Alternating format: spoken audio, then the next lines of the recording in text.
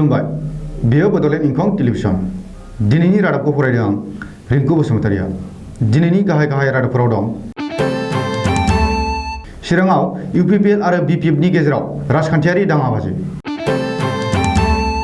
गाबोन बिटिसिनि गिबि खोन्दोनि बिसायख'थि बिजनीआव बिपिएफनि सुबुं बाना तामुलपुर महकुमाया मोनसे जिल्लासिम जौगाखांसिगोन हाग्रामाखौ जोबथेसालियाव सोयोब्ला हिमन्त बिश्व शर्माखौबो सोनांगोन बुंदों आब्दुल खालेक बिटिसि बिसायख'थिनि सिगां चिरां जिल्लायाव हिंसायारि जाथाय बिटिसि बिसायख'थियाव थिसनजानाय हम गार्डनि जवानफोरा सोमावसारदों बिटिसि बिसायख'थिनि सिगां क'क्राझार आरो चिराङाव गोबांथार बिबांनि हाथियार मोनदों दानिया आबुं रादाब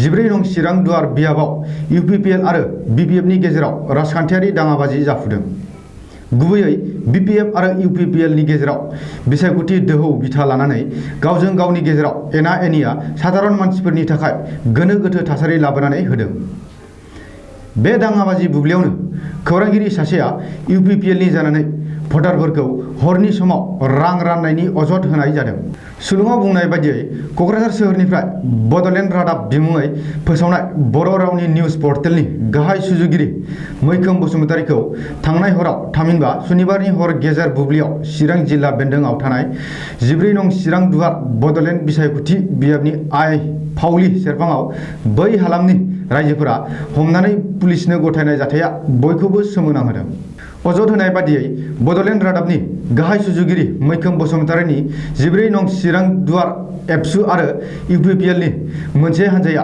गंसे इन'भा आरो गंब्रै बलेर' गारिजों भटारफोरखौ रां होनानै फुस्लायनो थाखाय थांदोंमोन आइ फावलि सेरफाङाव नाथाय बै जायगानि मानसिफोरा हमनानै बुग्लि जोग्लि खालामो बेबायदि समावनो पुलिसनि मोनसे हान्जाया जाथायथिलियाव सौहैनानै रायजोफोरनि आखाइनिफ्राय बोखांनानै लाबोनो हानाय जायो बे रादाबा दसे लागैनो हालामाव गोसारनो लागै हमो सुलुङाव बुंनाय बायदिब्ला मैखोम बसुमतारि आरो बिथांजों थांफानाय गासै सुबुंखौ पुलिसआ हरावनो हगारनानै हरनाय जादों बबेखानि आबुं मिथिनो थाखाय मैखोम बसुमतारिजों बडलेण्ड इंखं टेलिभिजननि बिथिंनिफ्राय गोबां खेब नाजानाय जादोंमोन नाथाय मैखोम बसुमतारिया बुंथिनो राजि जाथ'वाखै जाथायथिलिनिफ्राय उदां खालामनानै लाबोनाय सान्तिपुर पुलिस आउटपस्टनि इनचार्जआ बुंनाय बायदिब्ला बे जाथायनि सायाव जेबो केस रेजिस्टार खालामनाय जायाखै गाबोन 7 डिसेम्बर खालि बिटिसिनि गिबि खोन्दोनि बिसायख'थि बिटिसिनि गिबि खोन्दोनि बिसायख'थिखौ बाक्सा आरो उदालगुरि जिल्लायाव गाबोन खुंगोन बाक्सा जिल्लानि मोनथाम महकुमा आरो उदालगुरि जिल्लानि मोननैबो महकुमाया बिटिसि बिसायख'थिखौ गाहामैनो खुंफुंनो थाखाय थियारिसै बबेखानि बे समाव बिसायख'थिजों सोमोन्दो थानाय गासैबो हाबाफारिया थियारि जाबाय होननानै मिथिनो हादों बेजों लोगोसेनो बिसायख'थिजों सोमोन्दो थानाय साफ्रोमबो सोद्रोमाफ्रानो गावबा गावनि भट आजावग्रा मिरुआव रावना होनो थियारि जादों मख'नो गोनांदि बाक्सा जिल्लानि मोन 11 बिटिसि बियाबनि सा 70 बिजाथिफोरनि खाफालखौ बाक्सा जिल्लानि सा 7,41,919 सा भटारफोरा गाबोन सायख'गोन रिपर्टनि बादिब्ला मुसलपुर महकुमायाव सा 20 बिजाथिफोर तामुलपुर बियाबाव सा 34 बिजाथिफोर आरो सालबारि बियाबाव सा 16 बिजाथिफोरा देग्लायनि बिटिसि बिसायख'थियाव बाहागो लादों दिनै रबिबारखालि बिजनी सोहोरनि विद्यापीठ गोजौसिन फरायसालि साखाथि देवल फोथाराव बिपिएफनि बिसायख'थि सुबुं गमा बानजायदों बे सुबुं गमायाव बिजनीनि रायजो राजाया दोलै नोगोरै बाहागो लानायखौ नुनो मोन्दों 8,000निबो बांसिन थुबुर जानाय बे सुबुं गमायाव फोथारखौ उसिग्लायनानै लामा सामा गोसारलायनाय जादों आरो लामा सामा हान्थिनाय दावबायारिमोना लामा गोथेनाय जाउनाव उल्था मोखां जाफिननो गोनां जादों मख'नो गोनांदि बिजनी महकुमानि सिङाव थानाय 17 नं सुबाइजार 18 नं मानास सेरफां आरो 19 नं थुरिबारि बियाबनि बिपिएफ बिजाथिमोनखौ देरहाहोनायनि थाखाय बे सुबुं गमाखौ बानजायनाय जादों सुबाइजार बियाबाव प्रभात बसुमतारि मानास सेरफाङाव धनन्जय बसुमतारिमोनखौ बिपिएफआ बिजाथि दैखांदों बबेखानि थुरिबारि बियाबाव बिपिएफनि बिजाथि पार्थजित रायखौ मदद खालामदों बे सुबुं गमायाव BPFनि आफादगिरि आरो BTCनि बारग' गाहाय हाग्रामा महिलारिया बाहागो लादों। बे खौरांखौ सुजुनाय समहालागै मन्त्रि चन्दन ब्रह्म, प्रमिला रानी ब्रह्म आरो बिजनीनि MLA कमल सिंह नार्जारी मोनहा जौसाङाव रायजोफोरजों सावरायलायनायाव मुखुब जादों। BTCआ आरोबाव मोनसे गोदान जिल्ला मोनगोन। बेजों लोगोसे BTCआव मोन 5 जिल्ला जासिगोन। बे गोदान जिल्लायानो जागोन तामुलपुर जिल्ला। बाक्सा जिल्लाखौ बोखावनानै तामुलपुर जिल्लाखौ सोरजिनाय जागोन। बाक्सा जिल्लानि बेन्दोङाव थानाय गयबारि बियाबाव BJP दोलोनि बिसायख'थि फोसावदिंनाय मेलाव बाहागो लानानै आसामनि राङारि, सावस्रि, सोलोंथाय आरो PWD बिफाननि मन्त्रि डक्टर हिमन्त बिश्व शर्माया तामुलपुरखौ मोनसे गोदान जिल्ला सोरजिगोन होननानै फोसावदों। बबेखानि तामुलपुर हालामनि रायजो राजाफोरनि साबसिन खाबु आरो जौगाखांनायखौ नोजोर होनानै तामुलपुरखौ बाक्सा जिल्लानिफ्राय बोखावना गोदानै मोनसे जिल्ला फोसावगोन। BTCनि दरंगाजुलि, गयबारि, नाग्रिजुलि आरो सुक्लाय सेरफां बिजाबखौ सरजाबनानै तामुलपुर जिल्लाखौ सोरजिगोन होननानै हिमन्त बिश्व शर्माया बुंदों। तामुलपुराव गंसे गोदान मेडिकेल कलेज, देहा फाहामसालि पाग्लादिया दैमानि सायाव दंब्लाबो बानायगोन होननानै मन्त्रि हिमन्त बिश्व शर्माया फोसावदिंनाय मेलाव बुंदों। बेनि अनगायैबो दरंगाजुलियाव गंसे सोरखारि फरायसालिमा आरो गंसे स्टेडियामबो बानायगोन होननानै हिमन्त बिश्व शर्माया रादाय होदों। मख'नो गोनांदि बे समाव तामुलपुरा बाक्सा जिल्लानि मोनसे महकुमा।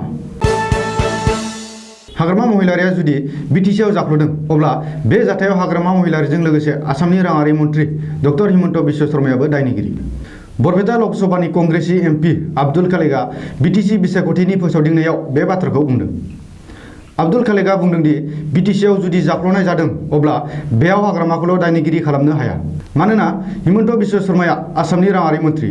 बिथाङा नायबिजिराब्लानो BTCनो रां दिहुननानै हरनाय नङा। बेनिखायनो BTCआव जाख्ल'नाय जादोंब्ला हिमन्त बिश्व शर्मायाबो समान दायनिगिरि आरो बेनि थाखाय हाग्रामा महिलारिखौ जोबथेसालियाव सोयोब्ला हिमन्त बिश्व शर्माखौबो जोबथेसालियाव दैथायहरनांगोन।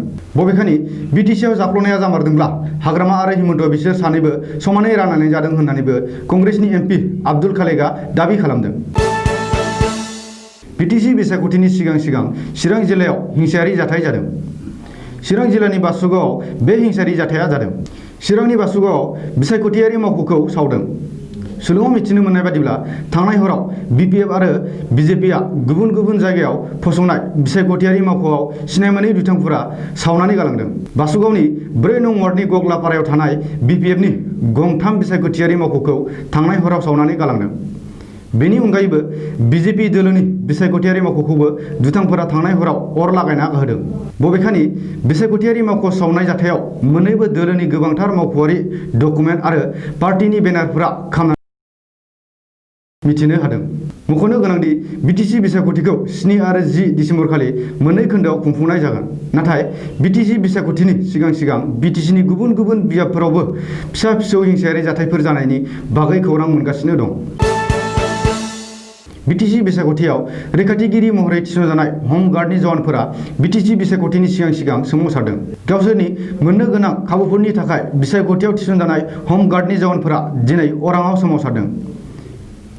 मिथिनो मोननाय बादिब्ला बांसिन एबा साबसिन पे स्केल मोननांगौनि आरो जानाय थानायनि थाखाय मोजां खाबु मोननांगौनि दाबि खालामनानै दिनै हम गार्डनि जवानफोरा सोरखारनि हेंथायै खुद्रिनानै सोमावसारदों। सोमावसारनायाव बाहागो लानाय हम गार्डनि जवानफोरा सुलुङाव फोरमायनाय बादिब्ला BTC बिसायख'थियाव थिसनजानाय हम गार्डनि जवानफोरा 600 राङावनो थांनाय दिसेम्बरनिफ्रायनो नांथाबबोगासिनो दं। नाथाय 600 राङा बिसोरनि थाखाय थोजासे नङा आरो बिसोरनि जानाय आरो थानायनि थाखायबो जेबो रोखोमनि खाबुफोरखौ मोनाखै होननानै अजद होदों। फैगौ 7 आरो 10 दिसेम्बरखालि मोननै खोन्दोआव खुंगोन BTC बिसायख'थिया। नाथाय BTC बिसायख'थिनि सिगां क'क्राझार आरो चिरां जिल्लायाव गोबांथार बिबांनि हाथियार आरो गुलि बारुदफोर बोखांदों। सनिबारखालि बै आयेन बेरेखा हाथियारफोरखौ रैखाथि बिफाना बोखांनो हादों। सुलुङाव मिथिनो मोननाय बादिब्ला स्रोद सुलुंखौ बिथा खालामनानै आसाम पुलिस आरो SSBनि जवानफोरा जथायै अपारेसन खालामनानै क'क्राझार जिल्लानि भारत भुटान सिमनायाव थानाय सराइबिल ओनसोलनि रिपु हाग्रा ओनसोलनिफ्राय आयेन बेरेखा हाथियारफोरखौ बोखांनो हादों। बबेखानि बे अपारेशनाव गंब्रै AK-56 राइफल, आखाइजों बानायनाय गं 6 राइफल, गं 7 7.65 mm पिस्तल, भारत हादरावनो बानायनाय गं 3 पिस्तल, थरथाम ग्रेनेड आरो खमैबो थर 180 गोगो गुलिफोरखौ रैखाथि बिफाना बोखांनो हादों होननानै क'क्राझारनि एसपि राकेश रशना सुलुङाव बुंदों। गुबुन मोनसे अपारेसनखौ खालामदों चिरां जिल्लायाव। बबेखानि चिरां जिल्लानि बे अपारेसनाव गंसे गोहोगोरा राइफल, गं 7 पिस्तल, थरब्रै ग्रेनेड आरो गोबांथार बिबांनि गुलि बारुदफोरखौ बोखांनो हादों होननानै पुलिस सुलुङाव मिथिनो मोन्दों। दिनैनि रादाबा एसेनोसै। गोजोन्थों।